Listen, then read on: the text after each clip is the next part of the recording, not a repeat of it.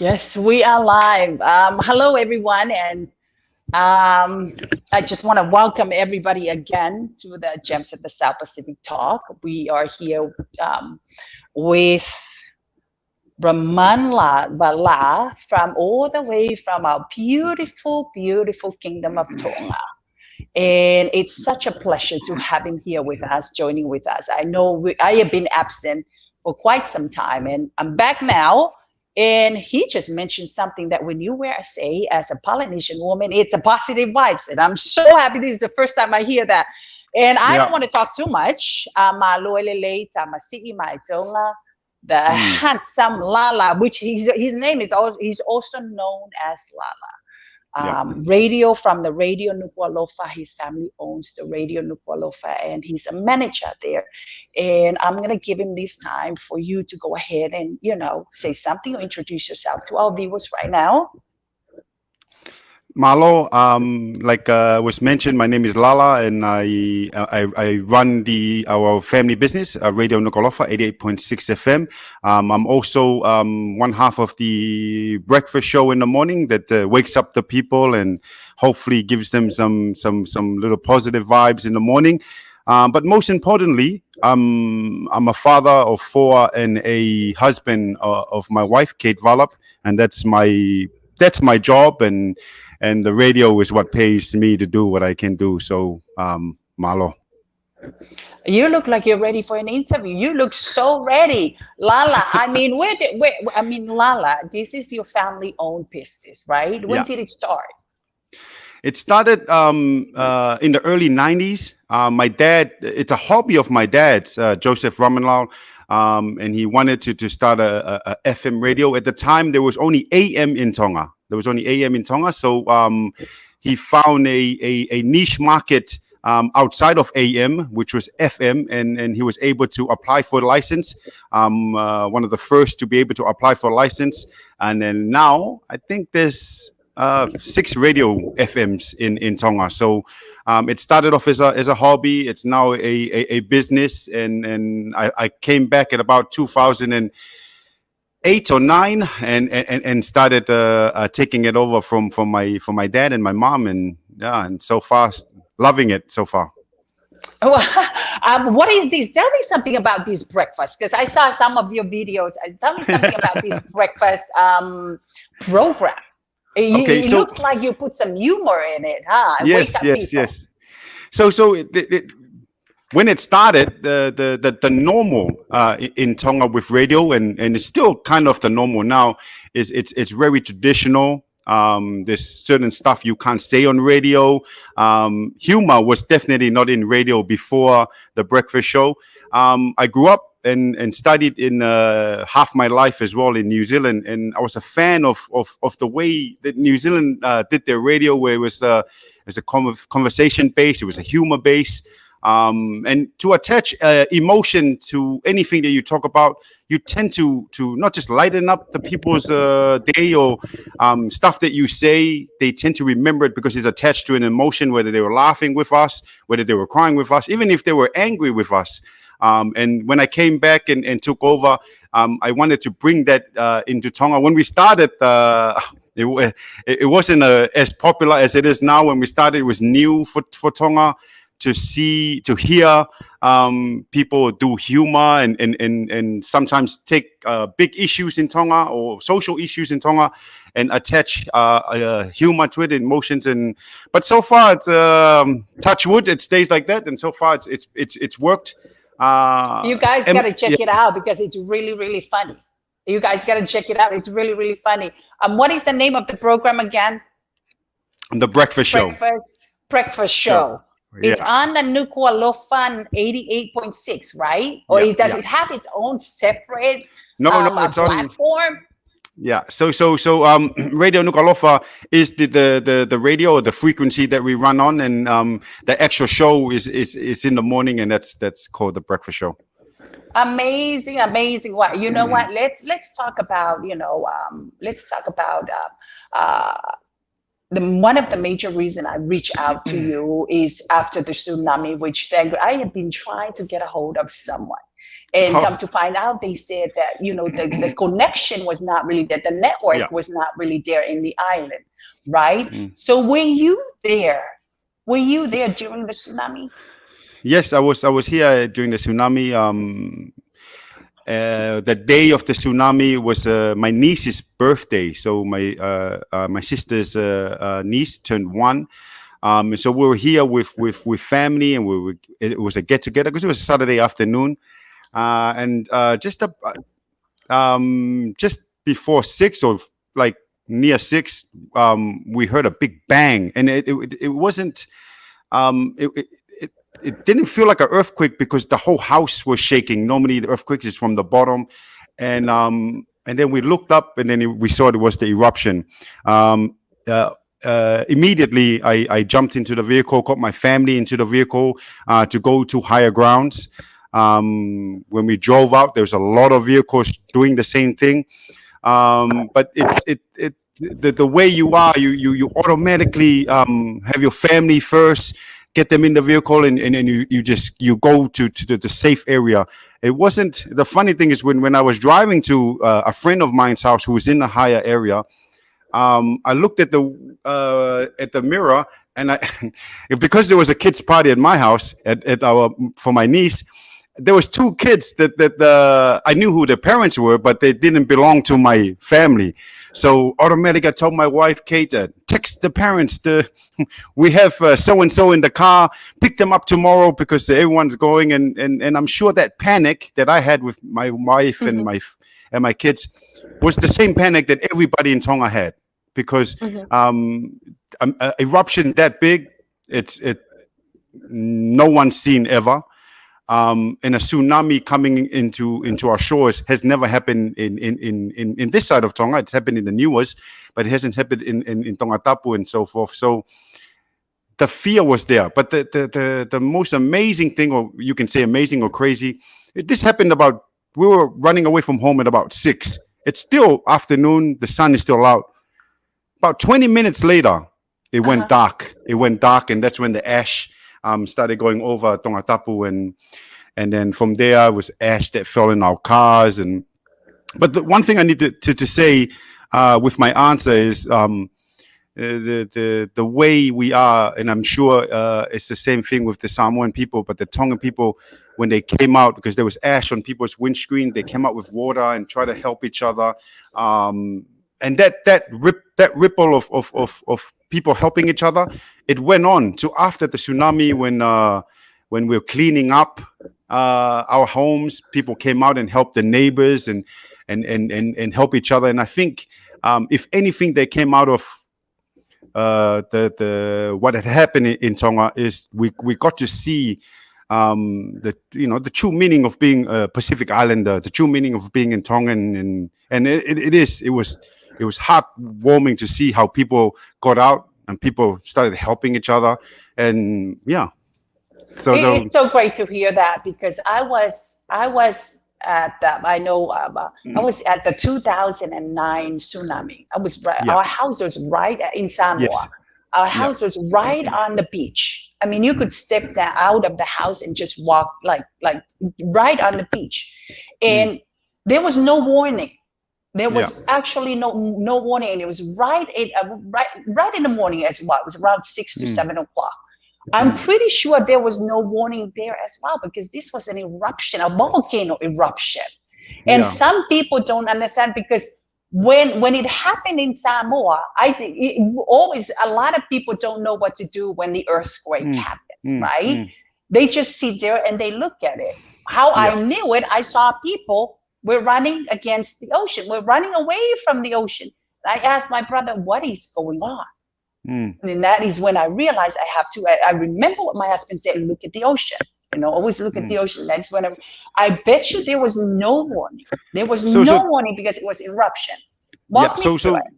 so even with the eruption, so there's families that, because of the job that I do with radio, I was able to talk to a lot of families in the areas where it got destroyed. There's areas in Tonga where the water went from one side of the shore of this village and met the other side of the ocean on the other village. So it went right through.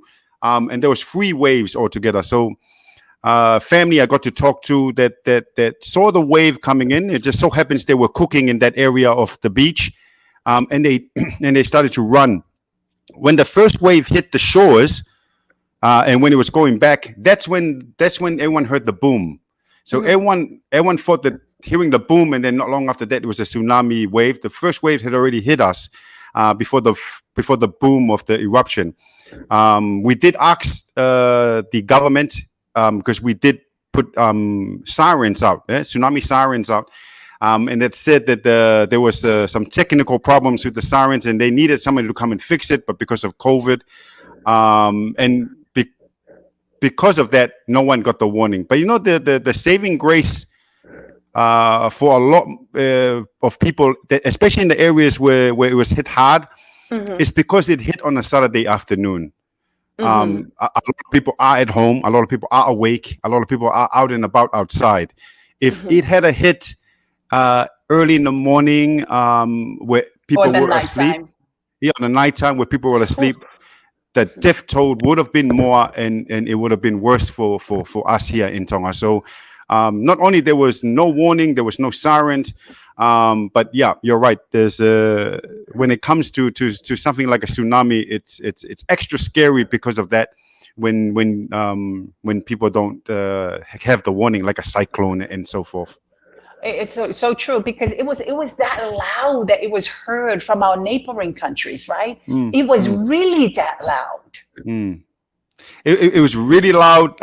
So the first boom came, and like I said, it shook. We hopped in the car while we're driving. We heard the second boom, which is just a bit louder than the first one. But the third one, it muffled our ears. Like it was Mm-hmm. hard for us to talk to each other because the third boom was that loud. It affected our eardrums a little bit, and that's when we just look back. It's something of a Hollywood movie where you look back and there's a smoke, and Mm-hmm. and you look up and the ash is coming in, like so wherever you were, and if you look back you can see just darkness coming behind you, and that's the ash slowly coming. When it goes over you, then you're dark, and then you can see it's going darker that way. So it's definitely a experience that nobody wants to experience again. And having said that, now with thunderstorms, with earthquakes, children are crying in their bed. Mm-hmm. Parents are running home with every earthquake, every thunderstorm that's in our country right now. And I know there's a lot of people that's suffering from post traumatic stress from what happened on the 15th of January. You know what? It's really amazing how that the human life changes all of a sudden with this kind of situation like this. But then, like you mentioned before, you see people who were separated from each other, who were not, in a position Mm. where they, oh, I don't want to talk to you. Yeah, I don't want to talk to you. I don't want to. When Yeah, things like this happens, yeah, you can really see the grace of God come in there and yeah, just get them together, right? Get them along. yeah. That this is the talking to a family who suffered by losing everything, and I got a chance to speak to them.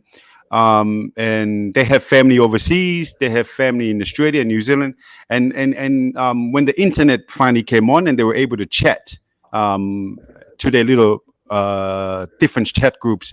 And what I got told from this family is, then there start some arguments happening in New Zealand and Australia, and normal family sort of arguments. And this person, the member of the family that's here, or the sister that's here, messaging goes, "Stop arguing because you don't know these things.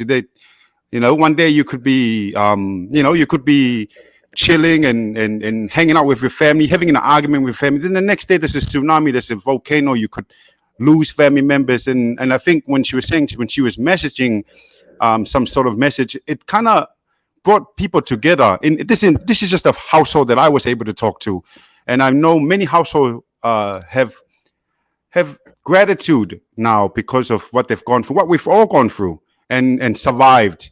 Come out better, come out being grateful, and yeah. So it's people, it's bringing people together in a way. And how is there any other way that it's effective? Like you mentioned before, the mental health, which I don't Mm, want to mm, speak mm, it. mm, It's affecting, some is affecting the young minds, mm. and they get so scared. Is anything else that's going on in the island? I mean, especially with the people of Tonga right now after this big tsunami and then this huge volcano. I think the most for the public here in Tonga is that fear of it happening again. Is the last Saturday, a few people went to the beach last Mm, Saturday, and some went to the waterfront. Some actually went into the to swim. I hadn't seen anyone go to the beach or go to the waterfront and swim since the 15th of January. It's it's mm. it's it's a way of life in the islands where Saturdays you go have a picnic, you go have a barbecue, and you go for a swim. Since the tsunami, people have been scared to go to the water. And it isn't just due to the tsunami and also the volcano. It's also due to the lack of information that we got at the time. So I don't want to really touch on government and so forth, but just the lack of information that we got at the time. There was that this volcano had erupted a couple of times already, but it was just smoke. People started seeing the water on Friday playing up, but the information that we got from government is it's everything is fine. It's not gonna, and I can't blame government because it's hard to determine a volcano. But I think a lot of people still have that where government is saying no, the volcano is in dormant right now, but still people are still remembering what information they got on that day or the day before or even that whole week, and still have that fear because who knows if they are saying it and then there's another eruption. Well, the wound is still raw. It's still raw. It's still fairly new. I mean, Yeah, it took me probably 2 to 3 years yeah, to even drive next to the ocean. I don't want to put fear in anybody, but that's yeah. just my experience because I was there. I Mm. experienced it. The wave didn't get to me, but I saw the whole thing. I was there. I experienced it. It took me years to get over that fear. And like I Yeah, mentioned, I do not want to put any fear on anybody. I don't like to speak about it, but it will. I mean, the wound is still raw. yeah, It just happened in January, right? It just happened in January. How yeah. is it with any psychologists, any psychologists from overseas who are there now to help So there is with the a people? team here from New Zealand, and the good thing about this team, and they're all Tongan. They have mental health nurses and also doctors that's here. There's 8 of them. They were here, and they were here for already now a month, and they were supposed to leave on the 4th of May, but government has asked them to extend. They've seen now over 500 people, 500 individuals, and if you include the families of these individuals, so they've seen a lot of people. And what I've heard from them is the depression, the fear, and I think there's even some families some families are finding it hard to leave the houses and stuff. So we're grateful that we've got these Tongans professionals that's here to help with our mental health. And I'm hoping more come. We have a psych ward here, but it's definitely understaffed to be able to Mm-hmm. handle the mass amount of people that's here. There's about 21 NGOs as well Mm-hmm. with counselors. They have counsel workers in it. They don't have a psychologist, but they have somebody there that can counsel people.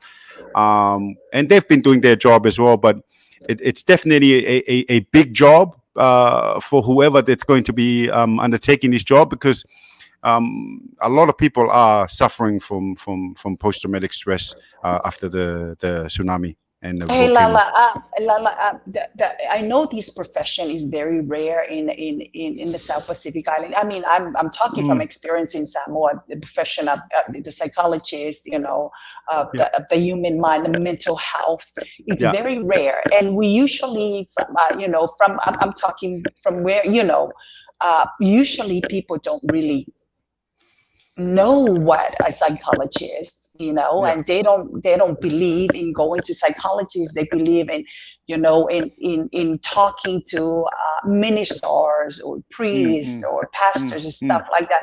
How is the country structuring is how is that how are they structuring it so that people believe to Yeah. them, to come to them and open up to them, to open up. So what I'm hearing with this team, they do work with the town offices. The town offices is each town or village here in Tonga have a town officer. So they are working with them to be able to bring people. But you are right when it comes to seeking help for mental Mm-hmm, health here in Tonga. It's not lacking in people wanting to help. It's lacking mm-hmm, in the public wanting to get help. mm-hmm, And it's something that it's and it's I think it's a Pacific Island thing where they think they like, especially men, they mm-hmm. think where they supposed to be a certain way. Being vulnerable is weak. And and also just our humor. Sometimes our humor Correct. plays a big part in it, where if you find out that somebody's seeking help, the people tease them, people stigmatize them, and it's something that not just our radio, but a lot of radio here in Tonga are trying to change that mindset of this sort of thinking, because here in Tonga, the I know you're not supposed to say it publicly, but the suicide rate with young men or young adults here, it's big here, and it's all because of that. It's I don't want to be teased. I don't want to go home, and the humor, or put down humor, as I should call it. It's not just between friends. It's family. When you grow up and your parents or your grandparents, and if you're not doing so good at school, and they call you all sorts of names, and I think it's definitely a culturally thing that we need to stop and start encouraging instead of putting down. But yeah, you're right. It's hard for these guys, but they are working with government. They're working with town offices to get people to come and voluntarily talk to these professionals from New Zealand. You know what, Lala? I know this is this is off the subject, and you Yeah, mentioned the suicide. I yeah, think I think that the enemy is doing a really good job, stopping us yeah, from talking about the truth. Because our job as leaders is to speak the truth, stop yeah. sugarcoating things. Because Mm, when we sugarcoat things, that is when we're hiding the truth.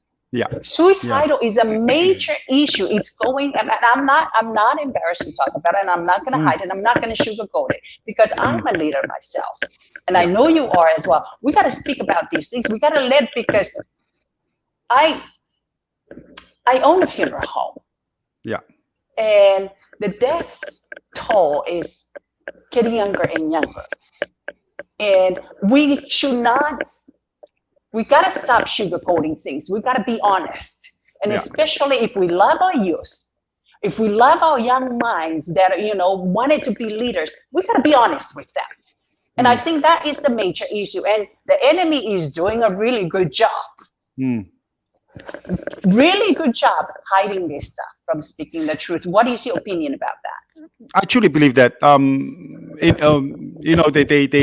and the reason why they say not to say the word suicide in a public format is because the just hearing the word, for somebody that's depressed or somebody that's thinking about it, just hearing the word kind of push them over the edge. But I always believe, and I do this on the radio a lot, is talking about it in a public platform will always be better than you holding it in. So talking about it in a public platform where we give it out, and in our show we say that we're sad. So there's some stuff that happens to. I know before we started the interview, you said if there's any questions that you don't want to ask me, and the reason why I'm comfortable with any question, the reason why I'm comfortable with every question, because I've said pretty much everything about my life on radio, in a sense to try and normalize talking about your problems, time normalize being vulnerable, and yeah, so definitely talking about it in a public platform is always going to benefit more than telling you not to say it on the off chance that you saying the word would trigger a thought in that somebody. That thought is already there. That they're depressed and that thought is already there. And I think if you say more stuff about thinking positive, having happy thoughts when you're feeling depressed, if talking to someone, but definitely you're right. The enemy is winning by getting us to be more sensitive, more being oversensitive when it comes to talking about suicide and people's emotions. But where do you think I believe one of the things is that we're just talking about the tsunami and Mm. the mental issues that's going on, but I believe that it was more than before. Yeah. Where do you think all of this started? Which I believe it starts from the root. Mm. But tell me, you give me your opinion about that. This is maybe this should have been the one question I should have told you off air not to ask me. Again, before I say my answer again to anyone that's watching this, this is my personal opinion. It doesn't affect the majority of how Tonga is and so forth. But I truly believe it's and my answer is going to go into people's living rooms, which is why I started off this way. I truly believe it's encouragement. There is a way, and it's the way that I think my generation up might have been the lucky ones. They get not just encouragement, but having tough love towards my generation and always older. I know with the generation now, it's everyone gets an award for participating. When they do something wrong, they find a better way. Find a better way to talk to your kids. Find a more politically correct way to talk to your kids. And I think tough love is definitely a big one. Giving them confidence, not tough where you're putting them down all the time, but tough love is in you give them ultimatums. You when you punish, make sure the punishment sticks. And lastly, I think with what I've noticed with Pacific Islanders, especially with Tongans, and what I noticed with Tongans, when your little kids come home and they've come home and so they've done something wrong. There's big things here in Tonga where your daughter comes back pregnant, or your son comes back and the girlfriend's pregnant. Automatically, it's like get them married, but they're not ready. But they're not ready. Why get them married? Like it's like you talk to your kids, and I'm not even a perfect parent myself. I have my faults where I sometimes I spoil my kids every now and then with and stuff like that. But I have to learn myself to take my own advice on stuff like this, where I need to be more tough with my kids. And I think when your kid comes home with something that they've done wrong, I think talking to them is always the first thing you need to do. Where they're coming from, why did you do that wrong? What's going on in your life? And conversations like that, conversations like this, that I'm just going to be honest, conversations like this that I haven't done with my oldest, haven't done regularly with my oldest son. I haven't done regularly with my oldest daughter, but it's and I know it, and I talk about it, but it's getting that time to be able to sit down with your kids and say, hey, what's going on with your life, which I've slowly been able to do now, by just learning these sort of things. And my daughter's 18 this year. My oldest daughter's 18 this year. My oldest son is 16 this year. And I'm slowly doing that now. Hope I'm not too late, but it's better to start. So I think this sort of feeling, and because it's a strong feeling that you have to have in you to say that this is enough for me. I do not want to live in this world anymore. It's such a it's hard to explain it, but with me it all comes back home. So I'm hoping I didn't offend anyone by my answer. And I'm in my answer, I'm telling you that I'm at fault as well with the way I talk to my kids, with the way I discipline my kids, and something that I need to learn as well. What I'm saying as well. Tough love. Tough love. I want to thank you. I want to thank you, Lala, for that. Like I shared, I don't like sugarcoating things. I'm going to speak it as it is. And I like when you say tough love. Tough love, yeah. Tough love in Samoa, I know it's the same thing as boom, boom, boom, boom, boom. Come here. They boom, boom, boom. Stuff like that. I don't regret anything that happens when I was, with my parents. I see it as it was, got me to where I am today. That's tough love. Because like a lot of parents nowadays, they cuckoo. Cuckoo. Yeah.